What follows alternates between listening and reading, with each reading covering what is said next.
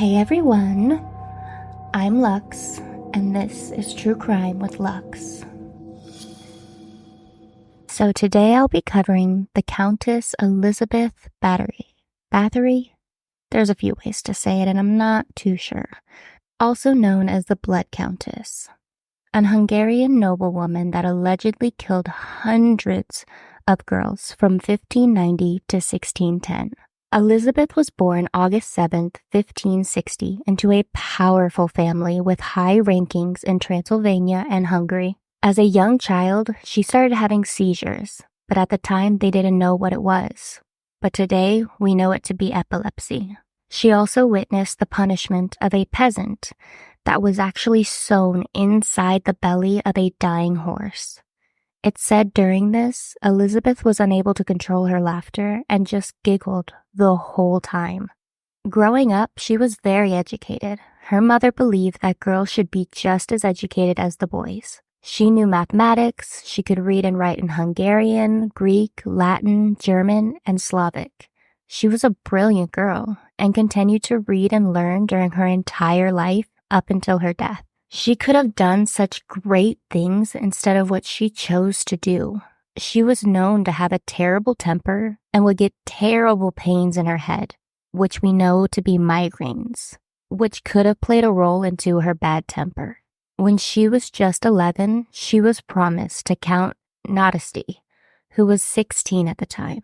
This engagement was a political move for the family. At the age of 14, she became pregnant by a peasant boy.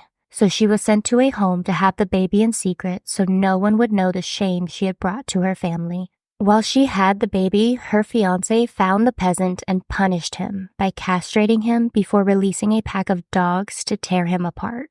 It turns out that Count Ferenc enjoyed torturing people, and when Elizabeth realized this, it made her look at him differently, with more respect and admiration. They soon married. After they moved into the castle, Ferenc was named chief of all Hungarian troops and was responsible for leading them through the battle against the Ottoman Empire, known as the Long War that lasted 13 years. He enjoyed the torture of the enemies and would even use their severed heads as a ball that he would kick around. Now, with this war, he was gone a lot, which left Elizabeth alone with the responsibility of running the castle and the surrounding lands. She was one of the first women with this authority and power over everyone in the kingdom. She would have staff go into town to recruit young girls to come work in the castle. Due to the poverty in the town, families would get excited when their daughters would be asked to work, because it meant that they would get more money and the girls would be educated.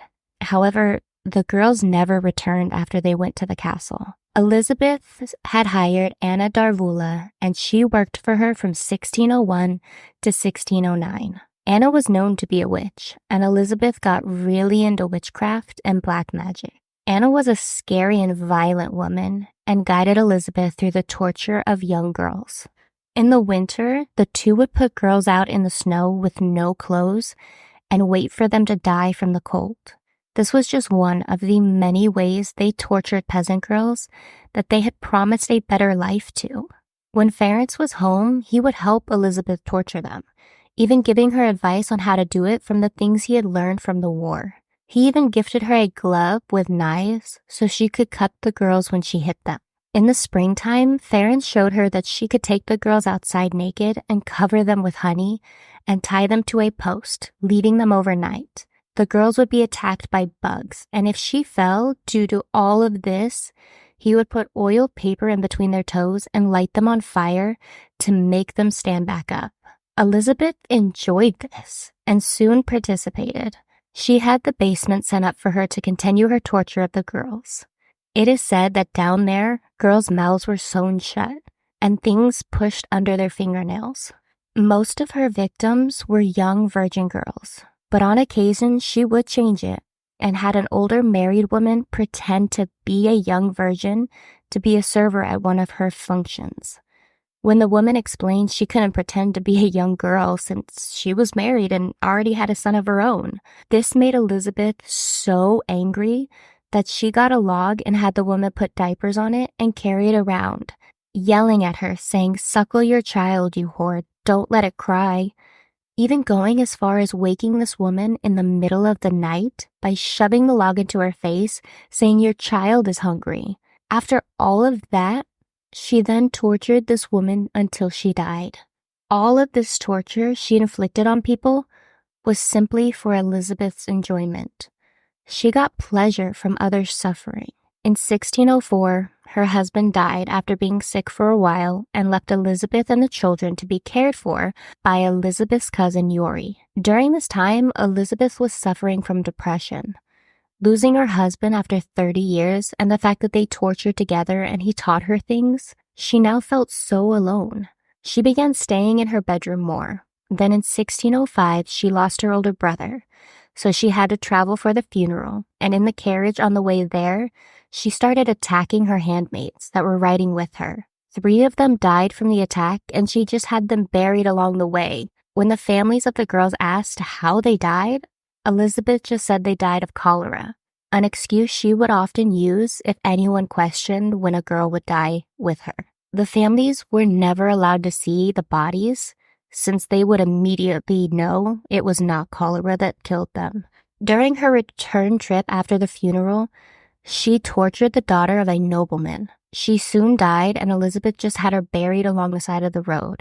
She later attended the coronation of King Matthias of Hungary. She burned some of the girls with molten iron on the way home and tortured others to near death. It seemed like when she was stressed, she used torture to calm herself down.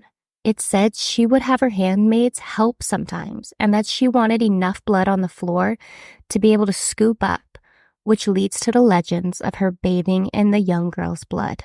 Now, I'm not sure that she actually bathed in it, and it's not proven, but it could be that she may have saved some, possibly using it to put on her face or her hands. During testimony from witnesses later, it is said that she would deprive the girls of water, and when they got really thirsty, she would make them drink their own urine. She would use fire irons to burn the girls' arms, as well as inserting them inside. Due to her depression, she started having Anna just bring the girls to her room. She would torture them in her room by biting, cutting, and burning them, and then she'd save the blood. They would put the girls in caskets and have them picked up, saying it was cholera, so no one would open it. Soon she had her servants take the caskets versus having someone come pick them up. Sometimes they would put multiple girls in one casket. People did start to notice that a lot of girls were dying at the castle, but they didn't question Elizabeth at the time. Now, due to the girls dying, people in town weren't as willing to let their daughters go work for Elizabeth, so she had to look elsewhere, and this would be her downfall, because she started taking girls from noble families. In 1610, she opened a finishing school for noble girls as a cover to lure them to the castle. And soon, the girls started to die, and people were asking questions, and rumors were going around as to what could possibly be going on. People went to King Matthias and explained that what was happening and the rumors going around. So the king sent an advisor to see what was going on. The advisor was Yori, who was also Elizabeth's cousin, and the one her husband had left to look after them.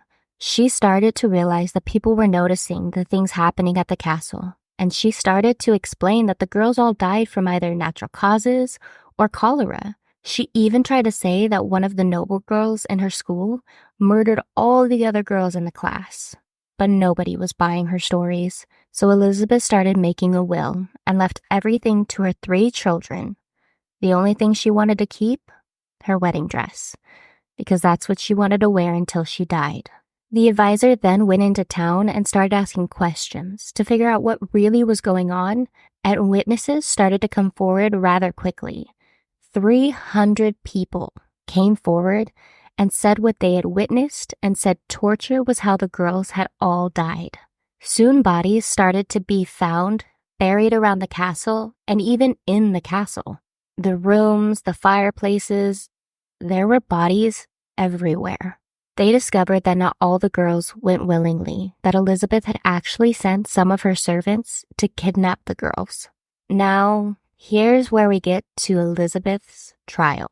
Right before this trial, Anna had died from illness, and it was believed she and Elizabeth may have had a romantic relationship and people knew she played a big role in what happened to all the girls. So with her dead, they couldn't arrest her.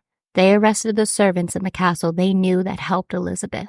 All the people who helped her were convicted of murder by torture of 80 girls, and they were executed. One servant had testified that she found a diary in Elizabeth's room with what she believed was the names of the girls she had tortured and killed.